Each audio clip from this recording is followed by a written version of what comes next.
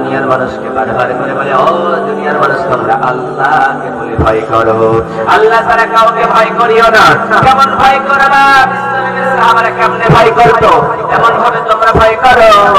আর যদি ভয় না করো তাহলে তোমাদের স্থানটা হয়ে যাবে একমাত্র জাহান্নাম।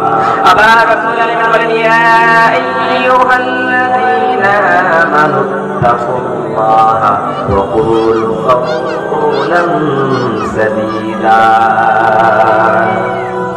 রব্বুল আলামিন বলেন, দুনিয়ার মানুষেরা, যারা ঈমান এনেছো, যারা আল্লাহ বলে মেনে নিয়েছো, বিশ্বাস করেছো, তোমরা আল্লাহ বলে ভয় করো। আল্লাহর কাছে ভয় করার কথা বলছে, তারপরে বললেন তোমরা সত্য কথা বলো, কখনোই তোমরা মিথ্যার আশ্রয় নিও না। অতএব আল্লাহকে বলে ভয় করো, আল্লাহরে বলে ভয় করো, তারপরে বলে মিথ্যা কথা বলিও না। কারণ যে মিথ্যা কথা বলতে পারে সমস্ত পাপ তার দ্বারাই হতে পারে, আর যে ব্যক্তিটা মিথ্যা কথা বলবে না তা সে সদা সর্বদা জান্নাতুল ফিরদাউস হয়ে যেতে পারে। বিশ্বনবী সাল্লাল্লাহু আলাইহি সাল্লামকে বলা হয় নবীজি সব থেকে কোনটা জিনিস জান্নাতে নিয়ে যাবে? বিশ্বনবী বললেন, ইত্তাকুল্লাহ ওয়া হুসনুল খুলুক, আল্লাহর ভয় আর সুন্দর চরিত্র তার জান্নাতে নিয়ে যাবে। আবার বিশ্বনবীর বলা হলো সব থেকে কোনটা জিনিস জাহান্নামের দিকে নিয়ে যাবে রে নবী? বিশ্বনবী সাল্লাল্লাহু আলাইহি সাল্লাম বললেন, আল ফাম ওয়াল ফুরজ। বিশ্বনবী সাল্লাল্লাহু আলাইহি সাল্লাম বললেন, দুনিয়ার জমিনে লজ্জা স্থান এবং যারা জবানের হেফাজত করলো তারা জান্নাতে চলে গেল।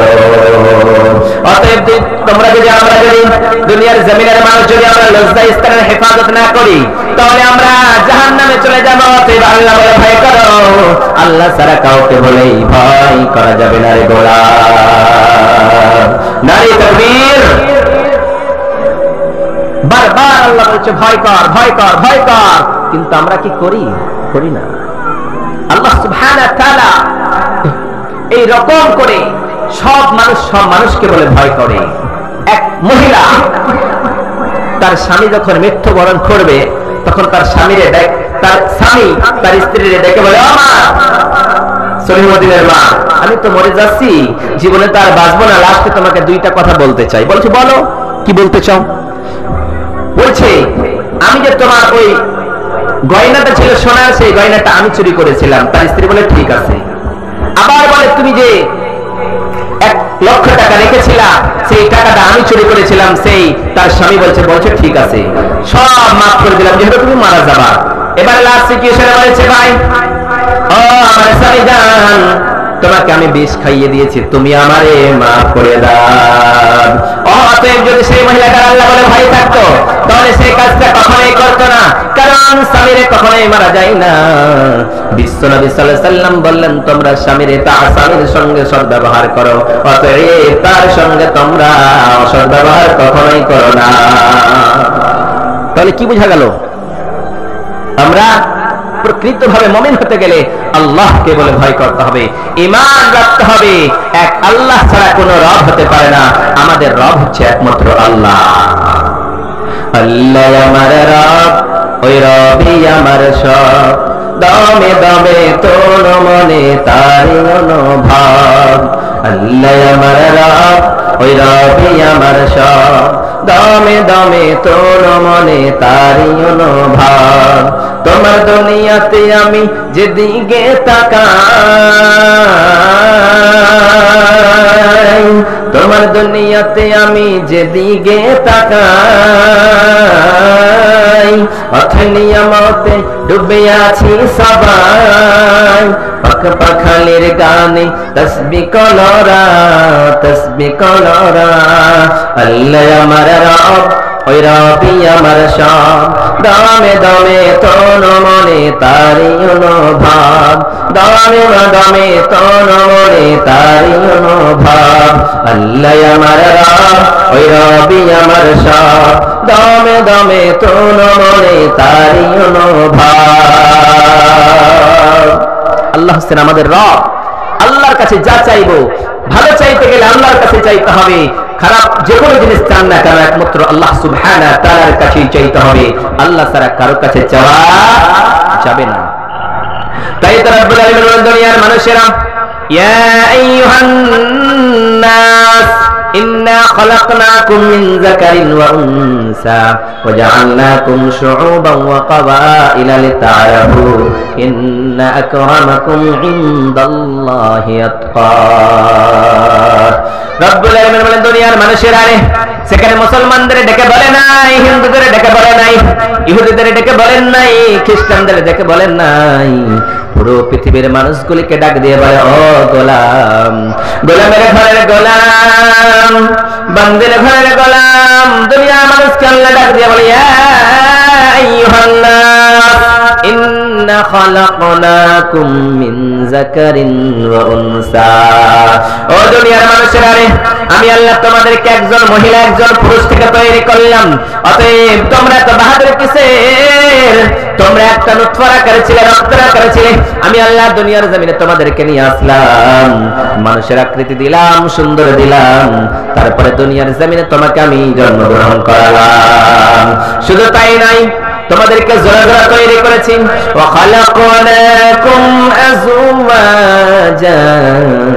আল্লাহ বলছেন ও দুনিয়ার মানুষ, তোমাদেরকে আমি আল্লাহ জোড়া জোড়া করে তৈরি করেছি। অতএব রব্বুল আলামিন সেখানে বললেন ইয়া আইয়ুহান নাস ইন্না খলাকনাকুম মিন যাকারিন ওয়া উনসা ওয়া জাআলনাকুম শুউবান ওয়া ক্বাবাইলা লিতাআরাফু ইন্না আকরামাকুম ইনদাল্লাহ।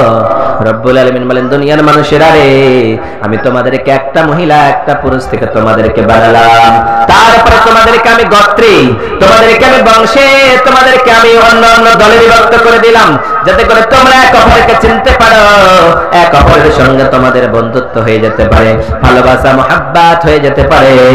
তারপরে আমি আল্লাহর কাছে সব থেকে উত্তম মানুষটা হলো তাই যার থাকবে তাকওয়া, যার অন্তরে ভয় থাকবে সব থেকে আমার কাছে উত্তম, যার অন্তরে ভয় থাকবে না সে কখনো উত্তম হয়ে যেতে পারে না রে গোলাম। সদা সর্বদা যদি আমি আল্লাহর কাছে মনোনীত হতে পারি, প্রিয় হতে চাই, তাহলে আল্লাহকে বলে ভয় করতে হবে, আল্লাহকে বলে ভয় করতে হবে, আল্লাহ ছাড়া ভয় কাউকে করা যাবে না। আমিরুল মুমিনিন খলিফাতুল মুসলিমিন উমর ফারুক রাদিয়াল্লাহু তাআলা আনহু একদিন গুড়গুড় করে কান্না করে আর বলে হায় রে আমার আল্লাহ বলে ভয় হয়, কেমনে ভয় করব? উবাই ইবনে কাব রাদিয়াল্লাহু তাআলা আনহুর কাছে গিয়ে বলেন ও ভাই, ও কাব বলো তো আল্লাহর ভয় কারে বলে, আল্লাহর ভয় কেমনে হয়, আমার একটু কি বলবা না, আল্লাহর ভয়টা কেমনে করব একটু আমারে বুঝিয়ে দিবা না? উবাই ইবনে কাবের কাছে গিয়ে বলে আমাকে আল্লাহর ভয় সম্পর্কে একটু বলুন। যে আমিরুল মুমিনিন খলিফাতুল মুসলিমিন ছিলেন, তারপরেও বিশ্বনবী সাল্লাল্লাহু আলাইহি সাল্লামের সাহাবী উবাই ইবনে কাবের কাছে গিয়ে বলে ও কাব তুমি আমারে একটু বলো ভয় কারে বলে, আল্লাহর ভয়। উবাই ইবনে কাব বলে ও আমিরুল মুমিনিন খলিফাতুল মুসলিমিন, আপনি কি কাঁটাযুক্ত রাস্তা দিয়ে গিয়েছেন, যে রাস্তাটা অতি অল্প হবে আর তার চারপাশে কাটা হবে, আর ওই রাস্তা দিয়ে কি আপনি কখনোই পার হয়েছেন? বিশ্বনবীর সাহাবী আমিরুল মুমিনিন খলিফাতুল মুসলিমিন বললেন ও নবীর সাহাবী আমি তো পার হয়েছি। বলছে কেমনে একটু দেখান তো। ও আমিরুল মুমিনিন খলিফাতুল মুসলিমিন বললেন এমন করে পার হতে হবে, কাঁটাযুক্ত রাস্তা হবে, জামাই কাপড় এই শরীরে কাপড় থাকবে, কুর্তা থাকবে, ওই কাপড়গুলো কাটাতে আটকে যেতে পারে, তাই আস্তে আস্তে করে পা রেখে রেখে যেতে হবে। অতএব উবাই ইবনে কাব বললেন আমিরুল মুমিনিন খলিফাতুল মুসলিমিন আল্লাহর ভয় হলো সেটাই, অতএব দুনিয়ার জমিনে পরহেজ করতে হবে, মুত্তাকি হতে হবে, বিরত থাকতে হবে, এমন করে চলতে হবে যাতে করে দুনিয়ার জমিনে আমরা কখনোই লাঞ্ছিত না হয়ে যাই, অপমানিত না হয়ে যাই, অপদস্থ না হয়ে যায়। পরহেজ করতে হবে। আমাদের সমাজে পরহেজি যাকে বলে, অর্থাৎ বিয়ে বাড়িতে গেলে বলছে আমি খাবো না গোশত, মাংস খাই না, বলে কি খাও, বলছে আমি মাছ খাই, সেটাই হচ্ছে পরহেজ। অর্থাৎ তার কোনো অসুখ রয়েছে, তার কোনো ভেজাল রয়েছে, সেই জন্য সে গরুর মাংস খাবে না, পরহেজ করলো। আল্লাহ বলছে এমন করে দুনিয়ার জমিনে পরহেজ করো, সত্যিবাদী হয়ে চলো, তোমাকে কেউ লাঞ্ছিত করে দিতে পারবে না, অপমানিত করতে পারবে না। তাই তো বিশ্বনবী সাল্লাল্লাহু আলাইহি ওয়াসাল্লাম আল মুসলিম আখুল মুসলিম لا يظلمه ولا يخذله ولا يحقره التقوى ها هنا ويشير إلى صدره 3 مرات বিশ্বনবী সাল্লাল্লাহু আলাইহি সাল্লাম বলেন বিশ্বনবী বললেন আল মুসলিমু আখুল মুসলিম মুসলমান মুসলমান ভাই ভাই এক মুসলমান অন্য মুসলমানকে কখনোই দুঃখ দিতে পারে না কখনোই কষ্ট দিতে পারে না আল মুসলিমু আখুল মুসলিম লা ইয়াযলিমুহু কখনোই জুলুম করতে পারে না একজন ভাই অন্য ভাইয়ের উপরে অত্যাচার করতে পারে না আজকে আমাদের ভিতরে সমাজে এমন হয়েছে একজনের জমি অন্যজন দখল করে নেয় কারো যদি কমজোর ভাই থাকে অল্প বুঝের ভাই থাকে ছোট ভাইটারে বেঈমানি করে জমিন থেকে দখল করে দেয় নিজের নামে সেই জমিটা লিখে নেয় আল্লাহ বলে তোমার অন্তরে যদি আল্লাহর ভয় থাকতো কখনোই করতে না কারো জমি দখল করতে না নিজের ভাইকে তুমি অপদস্থ করতে না লাঞ্ছিত করতে না তুমি হতা মুমিন অতএব দুনিয়ার মানুষ আল্লাহকে বলে ভয় করো লা ইয়াজলিমুহু কখনোই জুলুম করানো যাবে না তারপরে বিশ্বনবী বললেন কখনো তুচ্ছ ভাবা যাবে না লাঞ্ছিত করা যাবে না বেইজ্জতি করা যাবে না সদা সর্বদা তাকে সম্মান দিয়ে কথা বলতে হবে সম্মানের মঞ্চে তাকে বসিয়ে রাখতে